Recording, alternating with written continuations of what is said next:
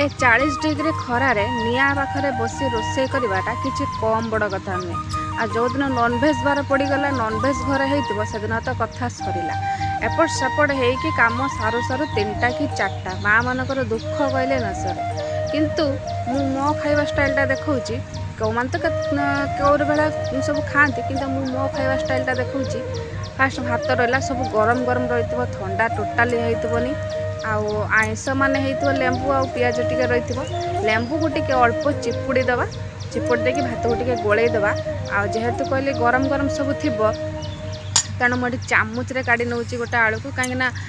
गरम तो प्रबल होती आलू को टे चकटी भात चकटी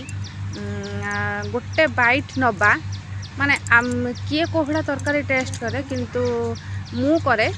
भात सहित आलू को चकुट देकी अल्प अल्प झोल थी प्रथम बाइटा नेले तरकार टेस्टा यही बाइट्रु ही जना पड़े फास्ट बाइट्रु तरकारीटा कौन है फास्ट बाइट।